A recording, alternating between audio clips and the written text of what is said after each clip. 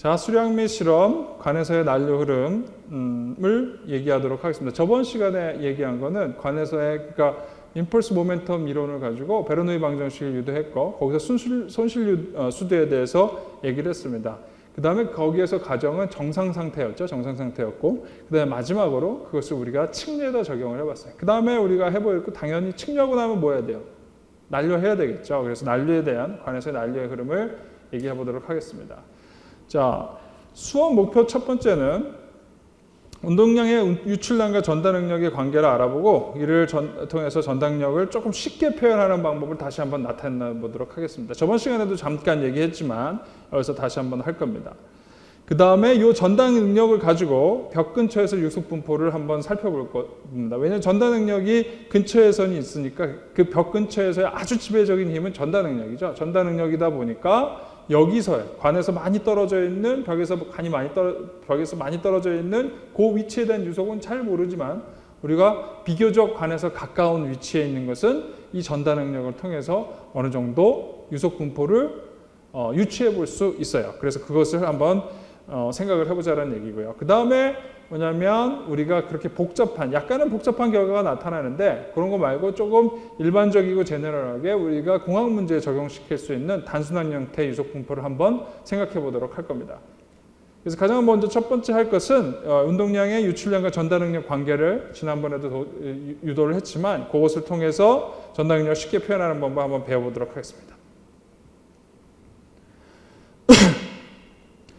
자, 제가 고체와 유체를 한번 유체학 리뷰에도 얘기를 했었어요. 그 당시는 그러니까 뭐랄까 좀 정성적으로, 그 다음에 뭔가 디스크립티브하다고 하죠. 그렇게 얘기를 했었는데 어떻게 우리가 고체와 유체를 공학적으로 구분할 수 있을 것인가에 대해서 얘기를 한번 해보도록 하겠습니다. 그때 분명히 얘기했었어요. 뭐냐면 결국 고체와 유체의 가장 큰 차이점은 어떻게 응력을, 스트레스를 정의하느냐가 아마 가장 중요한 그 구분이 되는 걸 겁니다.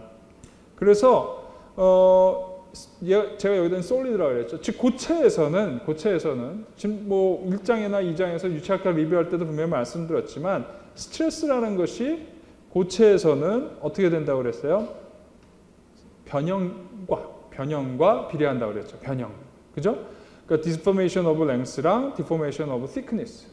그러니까 요 thickness와 그 다음에 요만큼 얼마만큼 움직였는지, 얘네들이 이렇게 누르면 얼마만큼 늘어나고 얼마만큼 길어졌는지 이것을 얘기하는 겁니다. 그래서 dl over dh가 돼서 이 l을 어떻게 표현할 수가 있어요? l이라는 거는 속도 곱하기 시간으로 얘기할 수가 있겠죠. 그렇죠? 즉 dv over dy 그 다음에 dt의 어떤 관계식으로 얘기할 수가 있어요. 자, 그러면 유체에서는 이게 뭐냐면 스트레스가 이 스트레인으로 끝나는 게 아니라, 변형에서 끝나는 게 아니라 변형률, 즉 rate of strain, 스트레인이 주어진 시간에 얼마만큼 변형하나. 즉 저번에도 했지만 어떻게 돼요? 유체는 툭 치면 툭 사라져버리죠. 아주 짧은 시간 안에 굉장히 많이 변형이 일어난단 말이에요. 그러니까 변형 자체가 중요한 게 아니라 얼마만큼 빨리 변형했나가 스트레스에서 가장 중요한 개념이라고 볼 수가 있어요. 그러다 보니까 주어진 스트레인을 단위 시간당 스트레인이 얼마만큼 됐냐, 변형률이 됐냐. 그래 정리하다 보니까 어떻게 돼요? dt가 사라지죠. 이것이 솔리드와 그다음에 고체와 액체를 정의하는 공학적으로 정의하는 가장 중요한 차이점이라고 볼 수가 있을 겁니다. 그래서 플루이드에서는 이 관계를 이용을 해서 스트레스의 정의를 해줄 수가 있죠. 스트레스는 타우는 어떤 코에피션트의 dv over dy라고 얘기할 수가 있습니다. 이것이 바로 스트레스의 정의가 될 수가 있겠죠. 자, 그 다음에 이 관계가 아주 중요한 관계가 될 수 있고요. 자, 그러면 이제 조금 다른 방식으로 한번 생각을 해보겠는데, 이 shear 스트레스를. 보통은 이제 shear 스트레스를 하고 나서 우리가 사실은 유체역학에서 여러분들이 운동량 방정식을 배웠어요. 운동량 방정식의 가장 대표적인 게 오일러 방정식이죠. 근데 오일러 방정식에서는 오일러 방정식 가장 갖고 있는 가장 큰 문제점은 하나는 정상 상태의 가정을 했었고요. 그 다음에 에너지 손실을 무시했다라는 그런 것들이 있죠. 그걸 다 포함하면은 우리가 뭐라고 부르냐면 나비아-스톡스 방정식이라고 얘기를 합니다. 그걸 여러분들이 실제로 유체역학에서 유도하는 과정을 배웠어요. 정확하게 기억이 나는 학생은 많지 않겠지만 우리가 나비아-스톡스 방정식을 배웠습니다. 그래서 나비아-스톡스 방정식을 이해하고 나서 우리가 그 나비아-스톡스 방정식에서 이 시어 스트레스를 표현할 수 있으면 참 편한데, 그죠? 참 편한데 여러분들이 이게 유착학이 아니고 제가 나비아-스톡스 방정식을 우리 유착학 리뷰 시간에 검토하지 않았어요. 그래서 조금 다른 개념으로 이 시어 스트레스를 이해하는 과정을 한번 가져보도록 하겠습니다. 그렇게 되면 좀 어떻게 보면 쭉 건너뛴 것 같지만 실제로 시어 스트레스를 좀 더 잘 이해하는 데 도움이 될 것 같아요. 자, 그래서 두 개의 농도가 다른 물질, 농도가 다른 물질이 있어요. 물질이 하나의 물질인데 농도가 달라. 여기는 이제 소금물이고 여기 물이 있어요. 그랬을 때 이 소금물에서 소금이 확산돼가 될 때 그거의 유출량을 어떻게 할까요? 만약에 이 소금이 밀도에 영향을 주지 않고 여기 소금물이 많고 짜고 여기는 뭐 안 짜요. 그러면 어떻게 될까요? 이 염분은 조금씩 퍼져나가겠죠. 조금씩 퍼져나가는 그 유출량을 어떻게 표시할 수 있을까요? 그 공식을 뭐라 그러죠? 어떤 매질이 존재할 때 그 매질이 있고 거기에 어떤 미디어가 있다고 칠 때 거기에 어떤 농도가 있어요. 그 농도가 쭉 퍼져나가는 거. 그런 것들을 우리가 뭐 다양한 수업 시간에서 배웠을 겁니다. 가장 대표적인 것이 뭐예요? 지하수에서도 배우셨고 그 다음에 제가 생각하기에는 또 어디서 배웠을까요? 뭐 집안공학이라든지 이런 데서도 어떤 컨센트레이션이 퍼져나가는 매질 속에서 퍼져나가는 농도가 차가 있을 때 나타나는 것들 그거를 어떻게 표현했냐면 이렇게 표현했습니다. fixed law라고 그러죠. fikian law라고 하기도 하고 fixed law라고 얘기도 합니다. 이건 어떻게 되냐면 자 어떤 매스의 컨센트레이션 플럭스는 어떻게 되냐면 그 컨센트레이션의 평균 차이 농도 차이에 어떤 수를 곱해준 거다. 그죠? 코에피션트를 개수를 곱해주면 그와 동일하다.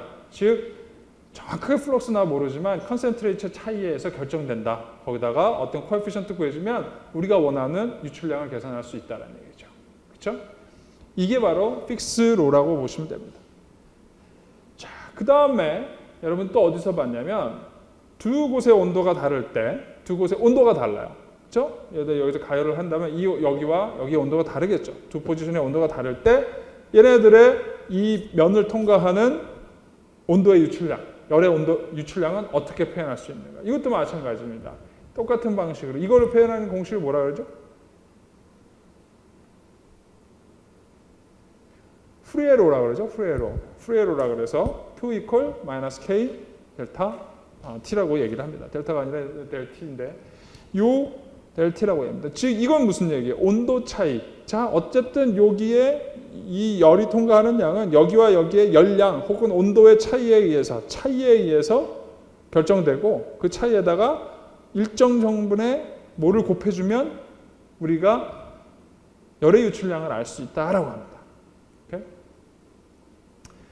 자, 그러면 우리가 이것을 가지고 응력의 정의를 한번 살펴보도록 하겠어요. 유체에서의 응력의 정의. 자, 여기 라운드 T, 요 델 뭘까? 우리가 델 T, 델 C라고 하고 델 T라고 하는 그레디언트 C, 그레디언트 T는 실제로는 어떤 표현이에요? 여러분이 잘 아시겠지만 뭐 1차원에서 델 T 하면은 라운드 T, 라운드 뭐 거리 Z 이렇게 표현할 수가 있을까요? 아니면 그다음에 C, concentration around C 뭐 Z도 좋고 X도 좋고 이런 식으로 거리로 나타낼 수 있으니까 거리당 얼마만큼 컨센트레이션 차이가 있냐 거리당 얼마만큼 온도 차이가 있냐 이런 식으로 표현할 수가 있겠죠. 이게 프리에로에 써있던 표현이고 이게 피키안로에 써있던 표현입니다. 자 그럼 요걸 기준으로 해서 우리가 한번 그 응력은 어떻게 생겼나 응력은 공식이 어떻게 됐었죠? 바로 이게 응력 공식이죠. 응력 구수는 V가 Y, 거리죠. 여기서 소위 Z나 X를 쓴 그거와 똑같이 정의할 수 있죠. V의 차이에다가 어떤 것을 곱해주면 그게 타우와 동일하다. 전달 응력과 동일하다는 얘기죠. 그렇죠? 그러면 이게 형태가 똑같네요. 그죠? 마이너스가 있다라는 차이점 빼놓고는 마이너스 뭐 뮤가 갖고 있어도 되고 딴 데가 갖고 있어도 되고 Y를 어떻게 정의하냐에 따라서 높은 데서 낮은 데로 간다라는 얘기고요. 그것만 넣어주면 돼요. 근데 셰어 스트레스다 보니까 셰어 스트레스는 어떻게 걸리는 거예요? 이쪽으로 올라가면 반대로 흐르죠. 반대로 생기는 놈이기 때문에 마이너스가 상호적으로 캔슬이 됐어요. 다만 그 캔슬됐다는 점 하나만 빼놓고는 형태가 동일하죠. 그렇죠? 요거를 썼다면. 즉 얘는 우리가 다른 방식으로 어떻게 표현해 볼 수 있냐면 어떻게 표현할 수 있어요? 이 V가 우리가 속도라고 얘기할 수도 있지만 아까 우리가 계속 얘기했던 이 V를 갖고 여기다가 매스를 곱해주면 어떻게 돼요? 매스를 곱해주거나 덴시티를 곱해주면 MV가 되죠. 그게 뭐야? 운동량. 즉 이쪽의 운동량이 이쪽의 운동량보다 많으면 차이가 있으면 그 차이만큼에 의해서 뭔가의 플럭스를 바로 우리가 응력이라고 얘기할 수가 있는 거죠. 그렇죠? 우리는 단순하게 힘이라고 생각하는데 결국 이게 응력이라는 건 뭐냐면 여기 운동량이 많고 여기 운동량이 적으면 어떻게 돼요? 마치 농도나 온도가 퍼져나가듯이 높은 쪽에서 낮은 쪽으로 가지고 채워주는 거예요.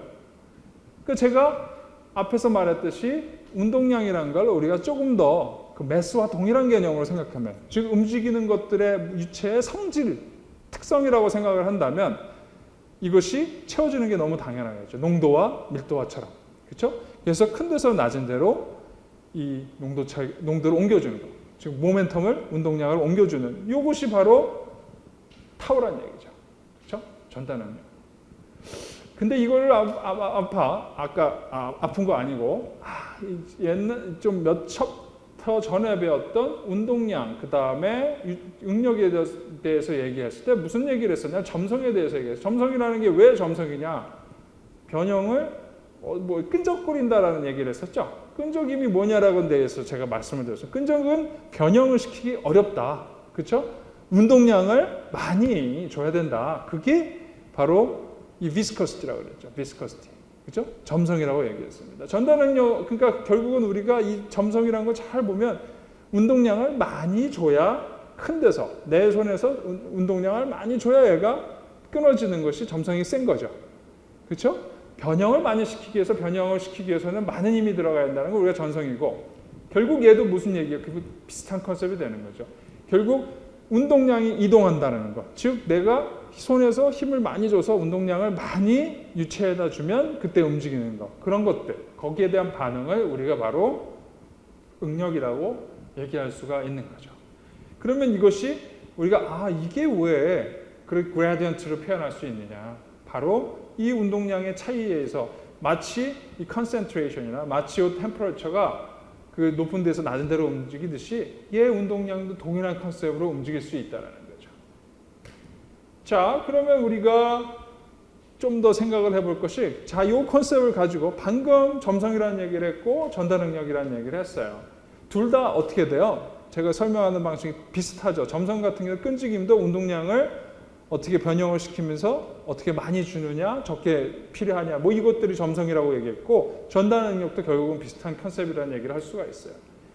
자, 그러면 우리가 생각을 해봅시다. 이제 먼저 측리와 난류에 대해서 얘기를 했었는데 측리와 난류의 가장 큰 차이점 뭐예요?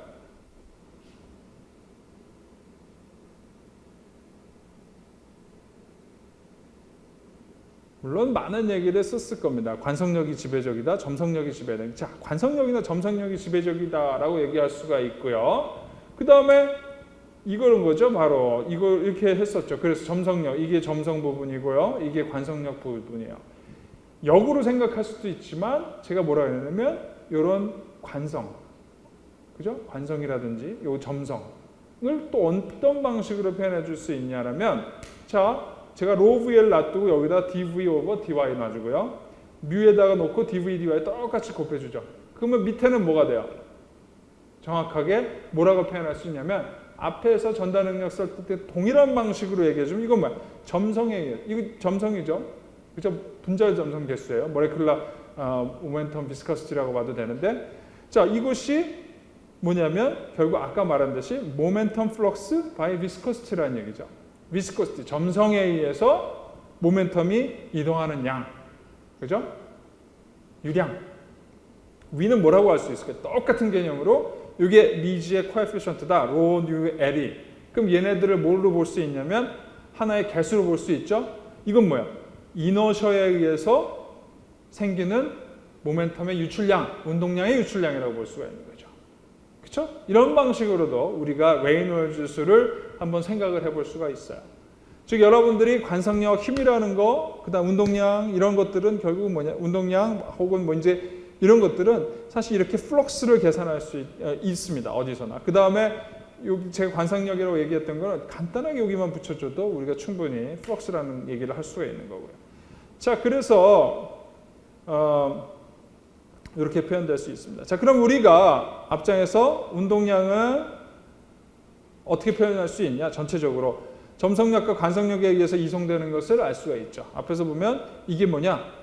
모멘텀 플럭스 바이 이너셔에서 나오는 거 비스코시티. 즉 어느 게 더 지배적이냐는 얘기죠. 어느 게 지배적이냐?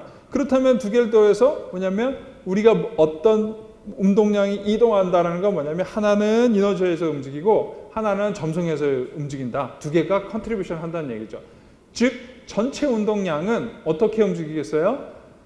이너셔에 의해서 움직이는 놈과 점성에 의해서 움직이는 놈을 합친 거랑 똑같다라고 얘기했어요. 그래서 우리가 표현을 이와 같이 얘기할 수가 있는 거죠. 그래서 거기서 나오는 이너셔를 우리가 터뷸런스라고 얘기하고 싶어요. 그래서 우리가 전체 전달 능력이라는 건 결국 비스코시티에서 움직이는 전달 능력과 그 다음에 플로우, 터뷸런스 혹은 이너셔에 의해서 움직이는 그 부분으로 나눌 수가 있습니다. 그렇죠? 자, 그럼 점성에서 마찬가지로 자 앞에서 설명했듯이 이 타워는 뭘로 표현했었냐면 이렇게 뮤 dv over dy를 표현을 했었죠. 마치 피켄로나 프리에로와 같은 방식으로. 근데 그렇다면 이 터뷸런스의 점성 부분도 같은 방식으로 표현할 수 있고 모레큘라 비스코시티의 그 점성 전달 능력 부분도 같은 방식으로 표현할 수 있다면 얘와 얘는 각기 요거와 요거로 표현이 가능한 거죠. 그렇죠? 하나는 분자 점성 개수로 표현할 수 있고 하나는 뭐예요?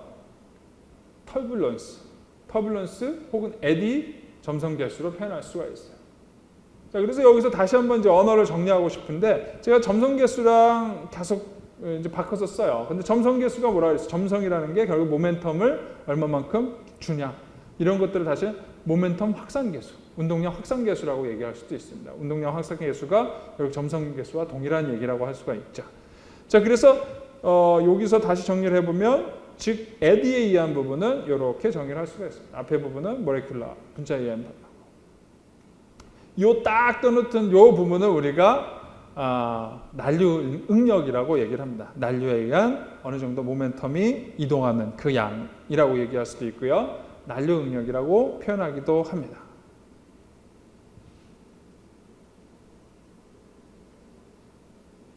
자, 그러면은 우리가 다시 또 약간 바꿔서 생각을 해봅시다. 바퀴 생각해서. 아까는 이제 그레디언트 트랜스포트 티어럼이라고 하는데 그레디언트 트랜스포트 티어럼이라는 건 뭐냐면 아까 픽스로라든지 프루에로라든지 아니면 점성 개수를 이용해서 모멘텀이 움직이는 그것들을 어떻게 했었어요? 점성 개수 곱해주고 여기다 그레디언트 곱해주고 그쵸? 확산 개수 넣어주고 그레디언트 넣어주고 이것은 이제 그레디언트 트랜스포트 티어럼이라고 생각을 하시면 돼요.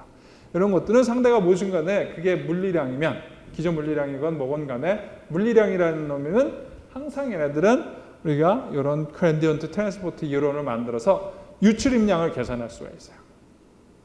근데 이 유출입량은 사실은 제가 가끔 언급을 했지만 또 어떤 방식으로 할 수가 있어요? C라는 농도가 있을 때 얘를 U라는 흐름으로 얼마만큼 유출을 만드느냐 계산을 해봅시다. 그럼 어떻게 하느냐면 이 Q는 UC에다가 그냥 발을 해주면 돼요. 그렇죠? 평균으로. 왜냐면 여기서는 이렇게 가고 저렇게 가고 그러니까 UC를 곱해서 여기서 지나가는 놈, 그러니까 요 면을 지나가는 놈 어떤 놈 이렇게 갈 거고 어떤 놈은 돌아올 거예요. 그렇죠? 그러니까 이거를 다 더해주면 뭐 어쨌든 방향으로 가든 전체 유출량이 나오고 걔네들은 요 UC의 평균으로 계산해주면 됩니다. 그렇죠? 같은 방식으로 만약에 난류를 한번 적용해 봅시다. 난류의 U만큼의 운동량이 난류의 W 흐름으로 이동하는 유출량을 어떻게 쓸 수 있을까? 그죠? 이렇게도 표현해 볼 수 있겠죠. W를 모멘텀이라고 보셔도 되고 U를 모멘텀이라고 보셔도 돼요. U를 모멘텀이라고 봅시다. 아니면 W를 모멘텀이라고 보죠. 자, U가 흐름이고 요게 W가 흐름이고 U가 한다면 이렇게 표현할 수가 있죠. Q equal UW 바 equal 마이너스 타우 오버 로. 요거는 이제 뒤에서 좀 이따 다시 설명할 때 여기까지만 끌어서 한번 생각해 보죠. 바 UW. 그렇죠? 이거는 운동량이 U만큼 이동하는 거죠. W라는 운동량이 U의 속도로 이동하는 것을 이렇게 표현해 줄 수 있는 거죠. 위와 동일하게 생각하시면 되죠. 그렇죠? 자, 요것을 우리가 뭐라고 그랬냐면 그런데 로만 안 붙었지. 잘 보시면 단위가 뭐냐? 얘는 Q예요. 근데 마이너스 타우를 잘 보시면 타우가 아까 어떻게 됐었냐면 자, 앞으로 쭉 돌아가 봅시다. 타우가 이렇게 정의됐었죠? 이렇게 정의됐었죠? 그렇죠? 이렇게 정의됐었고 이게 뭐라 그랬어요? 앞으로 다시 더 가보면 원래는 이렇게 생겼었죠? 그렇죠? Q 대신에 타우랑 Q는 정확하게 동일하지는 않죠. 이건 플럭스 양이고 요거는 이제 힘이니까. 그런데 이제 뭐라냐면 단위를 비슷하게 만들어준다면 여기서 마이너스가 들어가고 요걸 로로 나눠주는 거죠. 그렇죠? 로로 나눠주면 타우 오버 로는 마이너스 뉴 dv dt로 표현할 수가 있겠죠. 자, 그렇게 되면 완벽하게 피케안노나 프리에로나 동일한 형태로 만들 수가 있는 거죠. 이것이 즉 다시 제가 이제 너무 말로만 하니까 공식을 써줘 보면 아까 보셨던 공식 타우는 여기서 mu d v d y였죠. 그러면 얘는 뭐라 했어요? 뉴 로죠, 사실은. 뮤는 뉴 로죠. 그 다음에 dv, dy로 표현을 할 수가 있겠죠. 그 다음에 얘네들을 타우 오버 로로 바뀌면 뉴가 dv, dy가 되죠. 그쵸? 자, 이렇게 바꿨습니다. 이렇게 바꿨어요. 앞에서 위에서 보면 프레로나 픽스로에서 K의 단위가 뭐였냐면 랭스 스퀘어 오버 타임이에요. 그렇죠? 랭스 스퀘어 오브 타임이에요. 이 카파의 차원은 랭스 오버 타임이었어요. 마찬가지로 이제 뉴도 랭스 스퀘어 오버 단위를 보면 어떻게 돼? 얘가 랭스 스퀘어 오버 t가 되죠. 그렇죠? 자, 그러면 여기서 뭐냐면 요 공식에서는 어떻게 되냐? 마이너스가 붙었죠. 마이너스가 붙은 이유는 큰 데서 작은 데로 간다는 얘기거든요. 여기서 큰 데로 작은 데로 가게 하면은 마이너스를 붙여주는 거죠. 마이너스를 붙여주면 얘가 뭐라고 나타냈어요? Q의 실제 플럭스, 모멘텀 플럭스로 정확하게 날 수가 있는 거죠. 이게 모멘텀.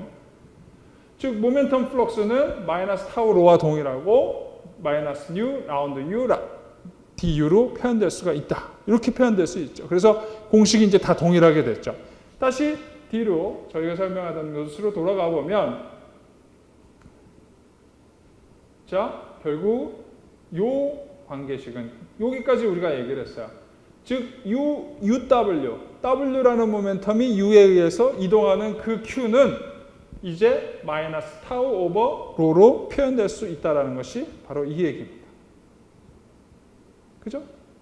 그렇게 돼서 우리는 이 전달 능력이 이제 전달 능력이 확실하게 플럭스구나, 모멘텀 플럭스구나라는 얘기를 할 수가 있는 거죠. 자, 그래서 이 유출량 혹은 난류 전달 능력의 표현을 다른 방식으로 표현을 해볼 수 있지. 여기서 이제 보내는 거죠. 왼쪽으로 보내면 타우는 마이너스 로 UW 바 이렇게 표현해 줄 수가 있겠죠. 거기다가 얘는 또 뭐랑 동일해요? 뭐랑 동일했냐면 앞에서 나왔듯이 그레디언트 트랜스포트 스테어럼으로 이용한 유출량이 동일하다는 걸 알 수 있습니다. 이렇게 표현할 수 있었고요. 앞에서 다시로 돌아가면 이렇게도 표현 가능한 거죠. 그렇죠? 자, 두 개의 표현이 전부 다 가능하다는 걸 알 수가 있습니다. 자, 그러면 우리가 여기서 프렌틀이 이제 뭘 했냐면 결국은 우리가 얘가 문제가 될 거예요. 얘가 뭐냐? 혹은 얘가 뭐냐? 그렇죠? 요것들이 관심이 좀 있어요. 요걸 알면 그레디언트 라인만 알면 되니까. 왜냐하면 요걸 알고 싶은 거는 사실 요거를 왜 알겠어요? 이거를 알고 싶은 것보다 우리는 사실은 UW라는 요 코릴레이션 값이죠? 여러분도 아마 통계학에서 배웠을 거예요. 코릴레이션 얘네들이 얼마만큼 또 연관성이 있냐 이걸 코릴레이션이라고 얘기하는데 여기서 이 얘네들의 코릴레이션, 코베리언스일 텐데 코베리언스의 값이 얼마냐? 그러니까 사실은 궁금해요. 근데 코베리언스는 사실은 뭐예요? 계산하기가 어려워요. U가 W 안에 들어가 있고 W가 연결된 다음에 뭐 평균이 있고 그러다 보니까 계산이 굉장히 어려운 값이 됩니다. 그래서 요것 때문에 뭐라냐면 이런 식으로 사실은 모델링을 해주는 거예요. 그레디언트 트랜스포트 티어럼이라는 게 결국 뭐냐? 이렇게 복잡한 형태의 전달 능력을 조금 간단한 형태. 간단하지만 않지만 얘는 평균이고 얘는 뭐예요? 터뷸런스죠. 그러니까 평균 모멘텀을 갖고 계산하는 것이 난류 하나하나 개개인을 보는 것보다 훨씬 간단하기 때문에 우리가 이런 식으로 표현을 하고 싶습니다. 그래서 핵심은 뭐냐면 그럼 얘는 알았어. 얘를 표현하기 위해서 얘를 표현을 했어요. 그러면 여기서 우리가 뭐가 핵심이 되냐? 요거를 계산해내는 게 문제가 되겠죠. 자, 그래서 프렌틀은 결국 프렌틀이라는 아저씨가 뭘 했냐면 난류는 이런 에디를 보통 얘기하거든요. 그 에디에 의해서 과연 이 컨센트레이션이 얼마만큼 이동할 수 있느냐. 그죠? 그러니까 분자 확산 개수라는 거는 뭐냐면 난류가 존재하지 않아요. 난류가 존재하지 않으니까 점성 개수. 점성 개수는 뭐야? 그렇게 모멘텀이 이동하는 거.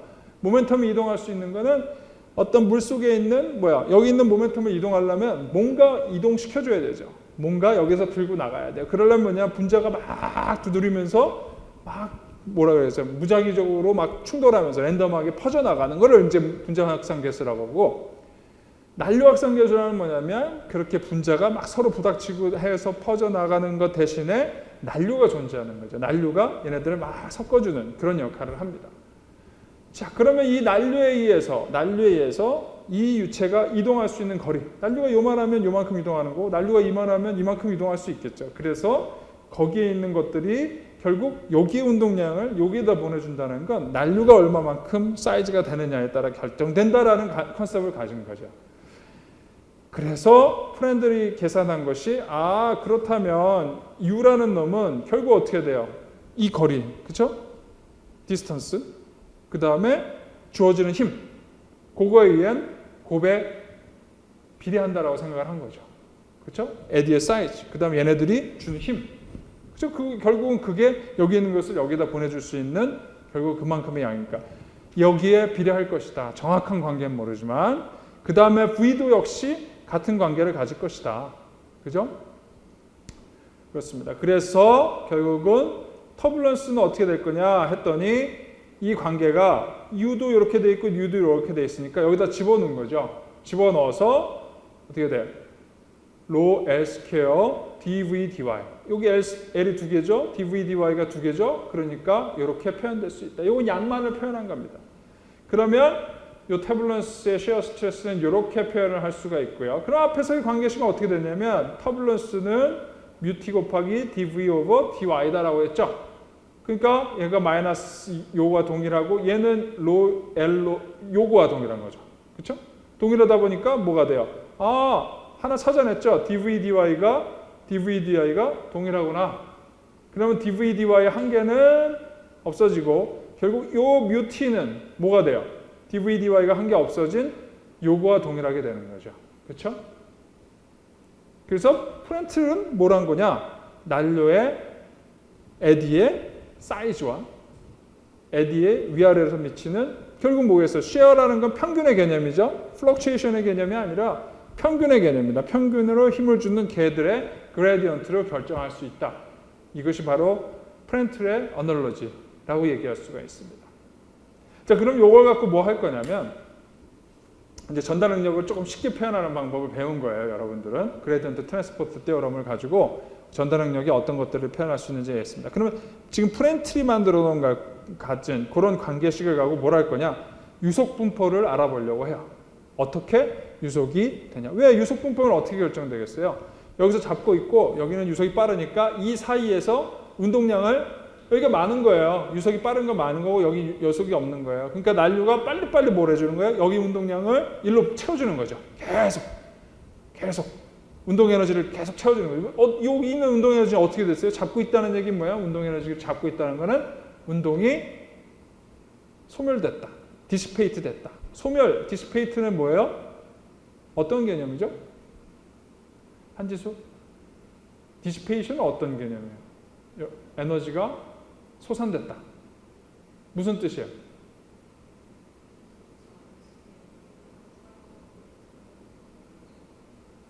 그렇죠.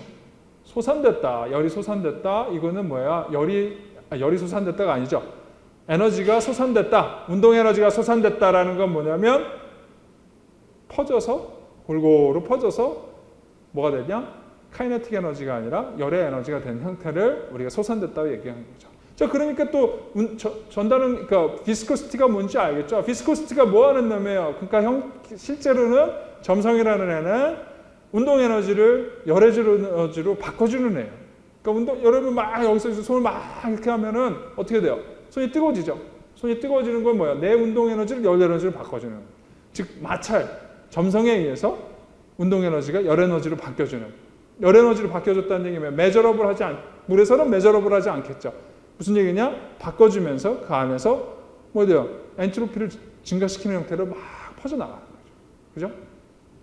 그렇게 됩니다. 그것이 관계라고 볼 수 있고요. 자, 그러면 이제 그렇게 되니까 유속분포 벽에서 다 이제 솟아내고 에너지가 이렇게 다 됐어요. 그러면 여기에서 그럼 우리가 이 관계식을 잘 안다면, 관계들을 잘 안다면 이 유속분포를 한번 생각해 볼 수 있을 것 같아요. 자, 대부분의 좁은 관에서는 흐름이 빨라서 난류가 될 수도 있지만 벽 근처에서는 어떻게 돼요? 아주 벽 근처에서는 우리가 저번 시간에 어떻게 되냐면 이 에디 사이즈가 뭐 그렇게 복잡하게 생각하지 않는다 하더라도 여기서 어떻게 되냐면 아주 벽 근처에서 에디 사이즈는 어떻게 됐어요? 자, 여기까지 떨어졌단 말이에요. 에디 사이즈는 뭐야? 최대 맥시멈 S 요만한 거죠, 그죠? Y 거리만큼. 여기 있는 애는 요만한 에디도 있을 수 있고 이만한 에디도 있을 수 있고 이만한 에디도 있어요, 그렇죠? 그러나 아주 벽 근처에서는 대부분의 에디가 너무 작지 않겠죠? 너무 작지는 않을 거예요. 너무 크지도 않고 커봐야 요 거리보다는 작아야 돼요. 그렇죠? 그러다 보니까 거리와 그 거리에서 가질 수 있는 에디의 사이즈는 거의 그냥 이런 관계가 있다. 에디의 사이즈는 거리의 함수다라고 얘기를 하는 거예요. 이 콜모그래프가. 자, 그럼 다시 한번 이걸 봐서 타우는 로엘 스퀘어 dv 오버 dy의 스퀘어다라고 했는데 거기서 얘네들을 싹 긁어갖고 엡실론은 뭐냐면 여기서 아까 나왔던 뮤 t였죠. 뮤 t 혹은 무 t 걔네들의 합이라고 얘기할 수가 있겠죠. 뮤 t와 그러니까 뮤 t라고 하면은 그 에디 비스커시티, 그렇죠? 에디 점성계수와 모레큘러 점성계수 합친 토탈 점성계수를 얘기하는 건데 거기에다가 dv dy를 남겨놓은 거고요. 자, 여기다 놔뒀더니 L은 K, Y가 되고 얘네들은 뭐 해야 되냐면 타우는 어떻게 돼요? 타우는 이런 관계가 있죠, 원래. 타우 낫 오버 R 오버 R. 그렇죠? 아주 벽 근처에서는 이런 관계를 갖습니다. 거리에 따라서 나왔다는 거. 왜냐하면 선형 관계를 가니까 측류죠, 측류. 이 관계는 사실은 측류의 관계예요. 타우는 타우 낫. 여러분들이 저번 장에 돌아가시면 측류는 이런 관계를 가졌습니다. 그렇죠? 근데 아주 벽 근처에서는 측류, 점성이 지배적이죠. 벽 근처에서. 그러다 보니까 측류 과정이 아주 벽 근처에서는 벽에서 아주 가까운 위치에서는 가능하다 보니까 이렇게 표현해 줄 수가 있겠죠. 그렇죠? 그래서 타우낫은 1-y 오버 r로 표현될 수 있고 r이다 보니까 1-y 오버 r로 표현할 수가 있을 거예요. 그렇죠? 요 표현을 그렇게 했습니다. 그러면 걔네들이 어떻게 되느냐? 여기다가 넣어준 r 오버 r을 y로 표현하면 이렇게 표현되죠. 그렇죠? 요거는 산수죠. r은 중앙에서부터 멀어지는 거고 y는 벽에서부터 멀어지는 거니까 둘의 관계는 이런 관계를 갖고 있습니다. 자, 그러다 보니까 어떻게 돼요? 얘네들은 이렇게 표현됐고 얘네들은 그냥 나온 거예요. 그렇죠? 그러다 보니까 이게 벽에서 가까우면 이 관계가 성립한다는 얘기죠. 자, 그래서 무슨 얘기냐? 벽에서 가까워지면 가까워질수록 이렇게 표현될 수 있다라고 하는 거고요. 자, 그러다 보니까 요거를 잘 보시면 여기서 이제 요게 뭐예요? 타우죠. 전체 점성 개수는 이렇게도 표현될 수 있지만 쉽게 이렇게 표현되는 거죠. 그렇죠? 이렇게 표현되는 겁니다. 이게 전체 점성 개수가 되는 거고요. 자, 그러면 관계가 무슨 얘기예요? 뭐 좁은 관이라고 치면 1-r, YR은 1-r이니까 파이프 월서부터 점점 멀어지면서 점점 멀어지면서 Y가 점점 커지는 거죠. Y가 점점 커져서 가장 커져야 R이죠. R이면 어떻게 돼? 제로죠. 그래서 제로가 되고요. 그 다음에 Y가 점점점 작아서 0이면 어떻게 되느냐? 얘네가 1이 돼서 타우나 여기만 있는 거죠. 비스코시티, 시어 스트레스만 존재하는 요 영역이 됩니다.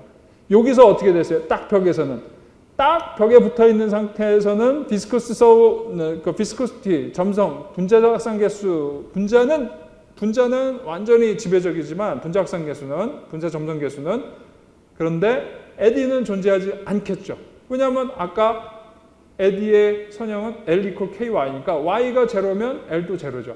그러니까 아주 벽에 딱 붙은 벽에서는 에디에 의한, 난류에 의한 확산은 일어나지 않는다는 얘기가 될 수가 있습니다. 그러니까 여기는 제로가 되죠.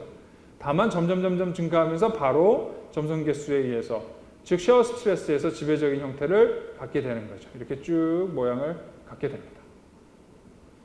자, 그래서 이 관계들을 조금 더 이용한 것이 바로 이제 뭐냐면 니콜라데스가 실험한 거예요. 균일한 모델에 의해서 구성된 관에 의뢰해서 이런 관계를 입증을 했어요. 이거는 앞에서의 관계도 볼 수 있지만 이런 관계들을 이용을 해서 실험을 우리 니콜라데스가 이거 실험을 많이 한 거죠. 실험을 해서 이 관계를 찾았습니다. 찾아냈고, 자 그러면 요거를 한번 미분해 봤어요. 미분해 보면 과연 이 관계가 앞에 거를 성립시키느냐. 우린 이런 관계를 찾았는데 이게 다 일맥상통해야 되잖아요. 실험한 결과들이야. 그래서 내가 뭘 했냐면 미분을 했어요. 그러면 왼쪽은 dv, dy로 미분한 거고요. 다 넘겨주고 뭐 콘스탄트만 놔주면 얘는 뭐가 돼요? 1 over y가 되죠. 그렇죠? inversed y가 되죠. 그래서 유속이 얘와 inversed relationship을 갖구나. 그렇죠? 그 다음에 벽에서는 이런 관계가 있으니까 요거를 여기다 집어넣어 준다면 어떻게 되냐면 dv, dy가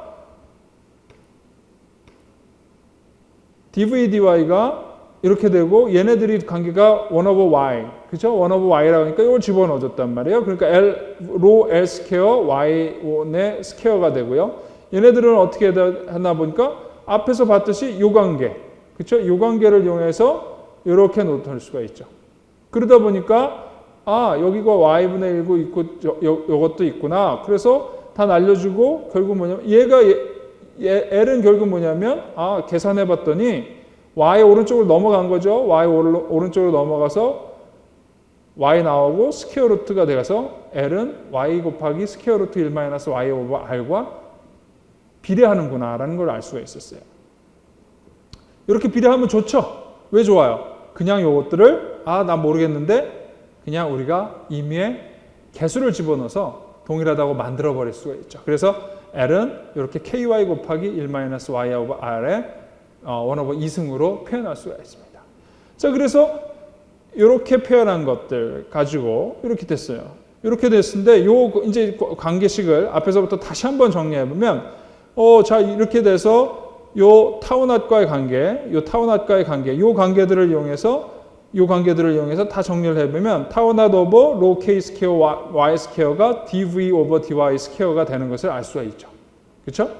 다 알 수가 있죠. 바로 요 관계식인 거예요. 얘네들이 이런 관계가 있는 거죠. 로 L 스퀘어에다가 KL 넣어주고 L 스퀘어 싹 L을 없애준 거죠. L을 여기다 집어넣어서 얘는 날아갈 거고요. L이 들어가니까 KY가 남고 그 얘네들이 밑으로 간 겁니다. 자, 이렇게 해서 정리됐고 걔네들을 다시 정리해주면 뭐냐면 dv, dy가 스퀘어 루트 타우낫 오버 로가 되죠. 그 다음에 ky는 그대로 나오죠. 그쵸? 그럼 우리가 이걸 뭐라고 정의했냐면은 마찰 속도구나 라는 걸 알아서 마찰 속도로 넣고 ky는 그대로 갔죠. 그 다음에 할 수 있는 게 뭐냐면 dv 오버 dy는 v 스타 오버 ky가 되니까 다시 적분을 해줬어요. 적분해주면 v는 v 스타 오버 카파 로그 y 플러스 c가 됐어요. 그쵸?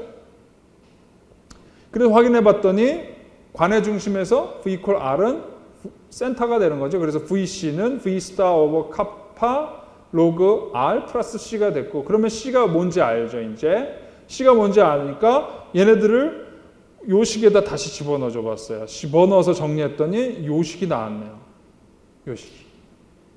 요 식이 나온 거 보니까 요 식을 봤더니 요 식이랑 동일하네요. 그렇죠? 형태가 동일하죠. 그렇다는 얘기는 물론 여기서 미분을 해서 도입한 식이지만 대부분의 관계들을 딱 넣어본 결과 동일한 형태의 꼴이 나왔다라는 걸 확인할 수가 있어요. 그렇죠? 자, 이거는 어떤 파이프, 이게 러프하거나 스무드, 거칠으냐, 관이 거칠으냐, 매끈하냐 관계없이 항상 성립하는 관계라고 생각을 하시면 됩니다. 자, 요거를 집어넣었다는 얘기는 요거에 대해서 조금 더 얘기를 하겠다는 얘기가 동일하겠죠. 자, 그래서 우리가 이런 관계식을 찾았고, 다시 정리한다면 여기서 벽 근처에서는 어떻게 될까요? 이게 이제 그래도 벽을 어느 정도 Y에 대한 선형을 갖고 조금씩 늘려가고 있는 거예요. 맞는 지역이 있겠죠. 어디까지는 맞을 거고 어디서 아예 안 맞을 거고 어디까지는 너무너무 정확하게 맞을 거예요. 그 다음에 잘 보시면 알겠지만 얘는 Y와 거리와 속도가 어때요? 완벽한 선형이 아니죠. 로그 관계가 있죠. 근데 애초에 말했을 거는 뭐냐면 아주 근처에서는 선형 관계라고 얘기를 했어요. 이거 뒤로 넘어갔네요. 선형 관계라고 얘기를 했어요. 많은 부분에서 그런 얘기가 나오죠. 벽에서 아주 가까울 때 L은 Y와 선형 관계예요. 그러나 이 관계식은 V와 Y가 선형 관계는 아니죠. 로그 관계를 갖고 있습니다. 그렇다는 얘기는 뭐냐면 아주 벽 가까이에서는 선형적이고 조금 밖에 나가면 로그구나. 그럼 어쩌면 주변에선 둘이 같겠구나 라는 얘기죠. 꼭 가까운데 둘이 같은 데가 어떤 개념일까요? 결국 뭐냐면 아주 가까운 놈과 조금 먼 놈의 차이라고 구분해주는 그 점이라고 볼 수가 있습니다. 자, 그래서 벽 근처, 즉 그 선형으로 이어지는 끝에서는 선형 분포와 로그 분포가 일치해야 돼요. 둘이 일치하다 보니까 이런 결과를 만들 수가 있었어요. VC가 관계없이, VC 값과 관계없이, R의 값과 관계없이 이렇게 R과 관계없이 이렇게 관계를 찾을 수가 있었습니다. 이제 벽이 매끄러운 경우 유속 분포는 여기서 어드저스트 했더니 잘 보시면 요거는 우리가 소위 말하는 자연 로그고 요건 상용 로그죠. 상용 로그를 표현할 때 5.75 로그 U 스타 Y 오버 U 플러스 5.5라고 얘기할 수가 있고요. 그 다음에 얘는 어떻게 돼야 된다고요? 벽 근처에서 얘네들은 다시 요 관계가 있는 거죠. 원래 요거는 유지가 돼야 돼요. 벽에서 아주 가까운 지역은. 그래서 벽에서 아주 가까운 지역을 선형 관계로 정리한 것이 바로 요거였으니까 얘랑 같은 포인트가 있을 거예요. 즉 이런 관계식의 의미, 이 벽에서 아주 가까운 지역에서는 얘네들이 선형 관계고 측류 관계죠. 측류 관계로 일어났으니까 이 측류로 일어나진 우리가 뭐냐면 이 라미나 서블레이어라고 그래요. 라미나 서블레이어. 즉 아주 벽에서 가깝게 어떤 얘네들의 Y와 거리와 어떤 유속과의 관계가 아주 선형적으로 나타나는 것이 라미나 서블레이어가 얘기라고 합니다. 즉 요건 뭐냐면 관이 매끄럽다라는 얘기는 바로 요 라미나 서블레이어가 존재한다라는 얘기가 됩니다. 그래서 그건 무슨 얘기냐? 요 점과 요 선형적인 관계에서 나온 이 공식과 요 외부의 로그로와 같은 점이 존재할 거고 그 같은 점은 계산해 보니 요렇게 표현할 수 있다. 오케이? 즉 요런 델타 U가 존재할 거다. 여기는 뭐야? 비스커스 서블레이어가 의 thickness라고 보시면 되죠. 두께라고 보시면 되죠. 여기서는 여기까지는 측류다. 그렇죠? 이 길이가 왜 중요하냐? 결국 뭐냐면 이 판이 매끄럽냐 안 매끄럽냐. 거칠기가 있으면 어떻게 돼요? 이렇게 거칠기가 많으면 얘가 성립하지 않겠죠. 그렇죠? 아주 매끄러워야만 이 관계가 성립하기 때문에 이 식이 존재하면 델타 U가 이거보다 작으면, 그러니까 내가 엡실론이 있어요. 그 조도가 있어요. 그 조도가 얘보다 작으면 어떻게 되는 거야? 매끄럽구나. 근데 그 조도가 얘보다 크다. 한 5cm다. 얘는 1cm인데. 그럼 뭐야? 얘는 안 존재한다는 얘기가 되죠. 그러면 그 경우는 우리가 거친 관이 된다라고 합니다. 벽이 거치는 그런 흐름이 된다라고 얘기할 수가 있겠죠. 그래서 이것을 쭉 다 안쪽에서부터 정리를 해보면 이러한 함수의 형태를 보여주게 되는 거죠. 이거는 로그예요. 로그. 앞에 식에서 여기다 로그를 취해준 거니까 요거가 로그가 되는, 요게 x가 되는 거죠. 그렇죠?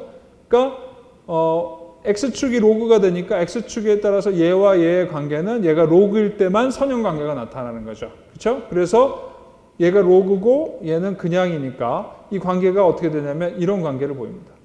오히려 이 선형 관계, 즉 요 아주 벽 근처에서 요런 관계를 나타낼 때는 요 관계를 나타내는 요 선형 관계가 얘랑 얘가 익스포넨셜한 관계를 갖겠죠. 로그 플롯에서는. 그래서 벽에 아주 가까운 진짜 선형적인 관계에서는 로그 성기를 갖고요. 익스포넨셜리 올라가는 형태를 볼 수가 있고, 그 다음에 그 비스쿠스 서블레이어를 지나가게 되면 얘네들이 로그 관계를 갖는 것들을 볼 수가 있습니다. 이건 로그 관계죠. 이건 선형적인 관계고. 자, 그래서 이런 형태를 볼 수가 있죠. 그래서 요거를 완전히 정립하기 전에 니콜레스가 실험을 한 값들을 전부 다 여기다 때려 넣어 봤더니, 그 다음에 여기서 레이 히튼 매츠펠드도 실험을 해서 그 실험 자료를 다 때려봤더니 얼추 이런 이론과 거의 동일한 형태를 보여주는 거죠. 특히 좀 먼데, 그 다음에 특히 아주 작은 데서는 정확하게 맞고, 요걸 우리가 트랜지션 존이라고 하죠. 버퍼 존이죠. 그러니까 매끄러운데서 그러니까 매끄러운 거 아니죠. 요 비스커스 서블레이어에서 요 이너셜 레인지로 넘어가는 요 레인지에서는 잘 안 맞긴 하는데 그래도 크게 값의 차이가 없다라는 걸 볼 수가 있습니다. 이걸 여기가 기준이 되는 점이 바로 아까 보여드렸던 요 식에 의해서 결정되는 선이라고 할 수 있겠죠. 자, 그렇게 됐으면 우리 이제 다 나온 거죠. 유속분법 알아요. 관이 너무 크지 않고 그 다음에 하천처럼 되어 있지 않다면 우리가 평균 유속을 계산해 볼 수가 있겠죠. 그렇죠? 평균 유속은 어떻게 하면 돼요? 얘네들 적분한 거예요. 중심서부터 벽에서부터 중심까지 적분해주면 이렇게 계산할 수 있고요. 그 다음에 Q는 어떻게 돼요? Q는 얘네들을 아예 적분해버리면 되죠. 전체 영역을. 그래서 적분해서 이런 관계를 가질 수가 있습니다. 그 다음에 최대 유속은 관의 중심에서 당연히 그냥 관 크기 R만 집어넣어주면 되죠. 센터 값을 넣어주면 디스크 값을 넣어주면 되고요. 이렇게 표현할 수가 있습니다. 그 다음에 전단 속도와 마찰 계수를 이용해서 얘네들은 V스타는 V 곱하기 스퀘어 루트 F 오버 8로 정의할 수가 있겠죠. 그래서 걔도 여기다 집어넣고 정리하면은 센터에서의 벨로시티는 이렇게 계산할 수가 있죠. 그렇죠? 센터에서 벨로시티. 자, 그 다음에 요것들을 조금 더 정리하면 전단 속도와 레이놀즈 수를 가해서 앞에 평균 유속 공식에다가 여기서부터 전단 속도와 레이놀즈 수의 관계를 이용해서 앞에 평균 유속 공식으로부터 우리가 이렇게 표현할 수가 있겠죠. 즉 뭐냐면 요 공식과 요 공식을 이용해서 우리가 V를 갖고 있고 여기도 V가 갖고 있죠. 요것의 관계를 이용해서 정리를 한다면 우리가 이 프릭션 팩터는 이렇게 관계식을 찾을 수 있다는 얘기죠. 즉 우리가 요 이퀘이션을 풀면 이제 프릭션 팩터를 찾을 수가 있어요. 어떤 경우에서 매끈한 관에서 거친 관인지를 확인해야 된다는 얘기죠. 이게 거친 관이면 즉 관의 그 벽의 크기에서 조도가 얘보다 커버리면 이 공식 못 쓴다는 얘기죠. 그죠? 자, 그때 라미나 서블레이어 두께는 델타 뉴는 11.6 뉴가 되니까 6 오브 D가 되고 V스타로 나눠주게 되면 쭉 정리해서 이런 관계를 가질 수가 있죠. 즉 프릭션 팩터가 커지면 커질수록 델타 뉴는 어떻게 된다는 얘기예요? 작아진다는 얘기죠. 그죠? 말이 되죠? 왜? 프릭션 팩터가 커진다는 얘기는 거칠어진다는 얘기랑 동일하죠. 거칠어지면 거칠어질수록 나의 서블레이어 thickness는 줄어들어 버리고 바로 이제 서블레이어가 존재하지 않는 형태가 돼버리는 거죠. 자, 그래서 앞에 공식을 조금 더 다시 정리를 해봤어요. 그러면은 요 F 여기다가 그런 관계, 요 레이놀즈 F가 들어갔죠. 그러니까 델타 뉴 오버 D를 여기다 집어넣어 준 거죠. 32.8로 나눠갖고 그럼 이렇게 표현할 수 있죠. 즉 매끈한 벽면에서 난르 흐름에서 적용될 수가 있고요. 결과적으로 마찰 개수는 서블레이어 시크니스 두께와 두께의 관, D가 관의 두께죠. 관의 두께 전체 직경의 비율로 정의된다는 것을 알 수 있습니다. 이것이 바로 매끈한 벽면, 관에서의 흐름을 얘기하는 공식이라고 할 수가 있겠죠. 자, 이렇게 우리가 유도를 해봤으니까 문제에다가 한번 적용해 보도록 합시다.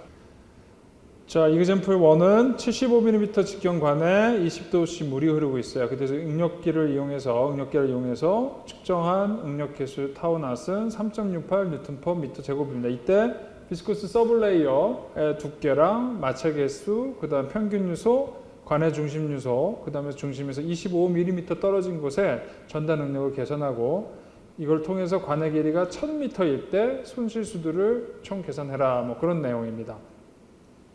앞에서 공식 다 주어졌죠. 이건 정리한 내용이고요. 비스커스 서블레이어 두께는 델타 뉴는 11.6 곱하기 뉴 오버 유스타. 여기서 유스타를 어떻게 계산할 수 있어요? 유스타는 전달 능력 조정, 벽 전달 능력을 가지고 추산할 수 있고 이걸 다시 집어넣어주면 비스커스 서블레이어가 나올 겁니다. 그다음 마찰 계수는 우리 이미 주어져서 여기서 델타 뉴를 계산하고 나면 이게 여기 들어오겠죠. 다이아메터는 주어졌으니까 이것을 풀면 F가 나올 겁니다. 그 다음 평균 유속은 앞에서 나왔듯이 U스타를 여기서 계산한 것들을 여기다 집어넣어주면 V를 계산할 수 있고요. 그 다음에 V를 알기 때문에 면적, 크로스 섹션의 면적, 단면적을 계산해주면 유량을 계산할 수 있습니다. 그 다음에 관 준싱 속도는 우리가 프릭션 팩터를 여기서 계산했죠. 그래서 프릭션 팩터 계산해준 거 넣어주고요. 그 다음 평균 유속 여기서 계산한 것들 넣어주게 되면 간단하게 중심 유속을 계산할 수 있고요. 전달 능력은 리니어 어썸션에 의해서 0.25mm, 한 25mm 떨어져 있는 곳에 전달 능력을 추산할 수 있습니다. 수도 송실은 앞에서 계산한 프릭션 팩터, 여기서 프릭션 팩터 계산했으니까 넣어주시면 수도 손실 계산할 수 있겠죠. 직접적으로 계산한 것은 바로 이렇게 계산하면 되죠. 유스타 먼저 계산했고요. 스퀘어 루트 타우나 집어넣어줬고 로 아니까 집어넣어줘서 0.061m/s 나왔고요. 그 다음에 비스커스 서블레이어는 11.6 곱하기 뉴 오버 유스타 해서 0.19mm가 나왔습니다. 마찰 계수는 우리가 0.19mm 나온 거, 그 다음에 75mm의 다이아메터를 집어넣어주면 7.42라는 걸 알 수 있고 프릭션 팩터 0.018 계산이 나왔습니다. 평균 유속으로는 유스타 계산한 것들을 사용하시면 되죠. 유스타 알고 뉴 아니까 여기서 바로 V는 1.29m/s 그 다음에 면적 곱해주면 0.0057 큐빅미터/s가 됩니다. 그 다음에 관 중심에서 속도는 우리가 V 계산했고 F 계산했죠. 앞에서. 그래서 그걸 각각 넣어주면 1.54m/s를 알 수가 있습니다. 자, 그럼 25mm 떨어진 곳에서 유속은 V over U 스타 돼서 여기서 1.35m/s를 계산할 수 있죠. 그 다음에 수도 손실은 요 공식 F 아니까 요거 값 다 집어넣어서 계산한 거 20.4 단위가 뭐겠어요? 미터가 되겠죠. 미터가 돼서 요것이 수도 손실됩니다.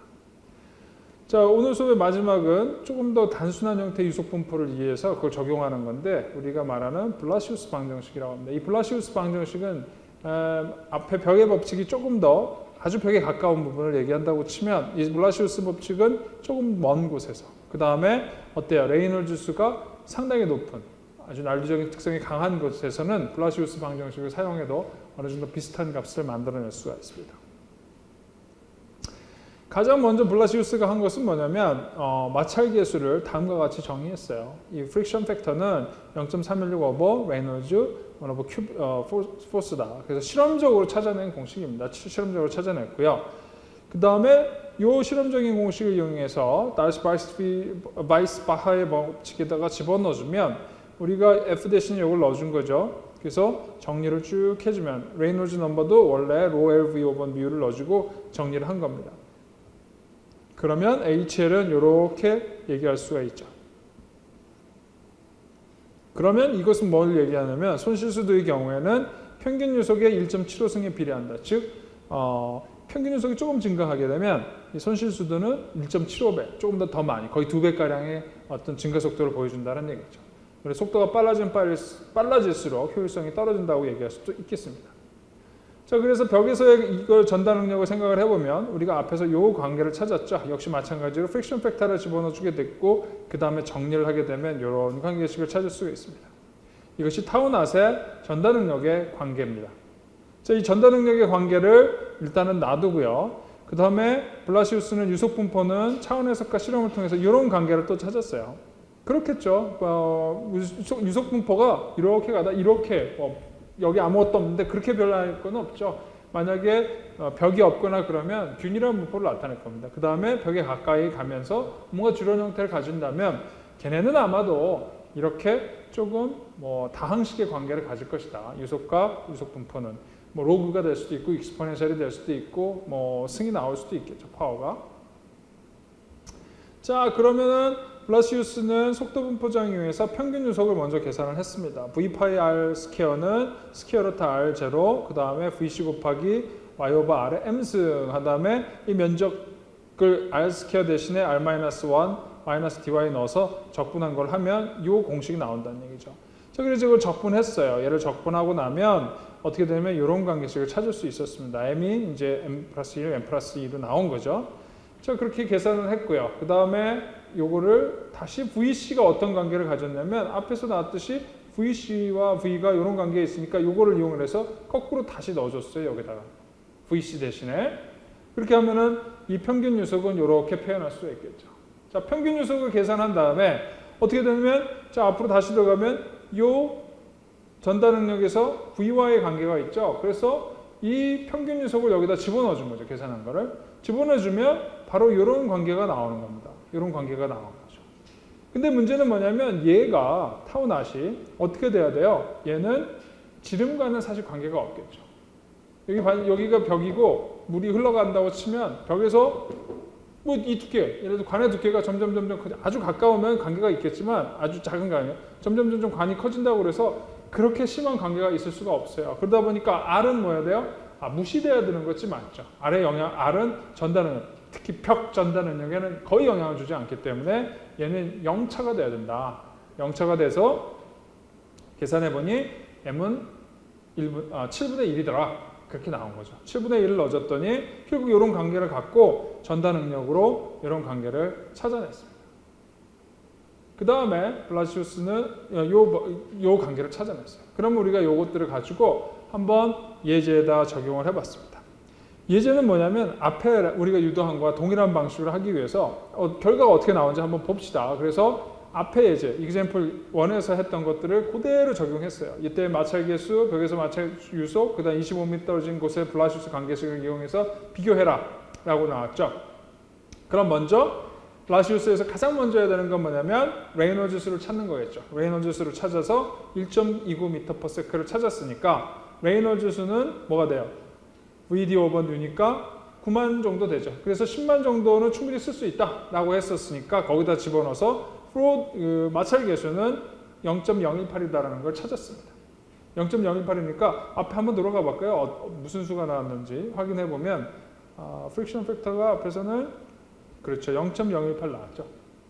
그렇죠? 앞에서 나온 것도 example 1에서 0.018 나왔듯이 여기서도 프릭션 팩터가 0.018이라는 것을 알아냈습니다.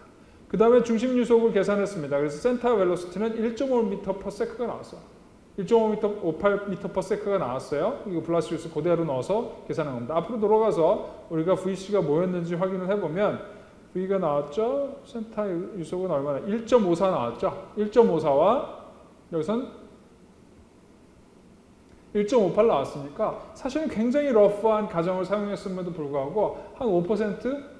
뭐 10%도 안 되는, 이거는 0.5%, 그냥 5% 정도 나오는 거죠. 5%도 안 되는 그런 정확도를 가지고 추정을 할 수 있었습니다.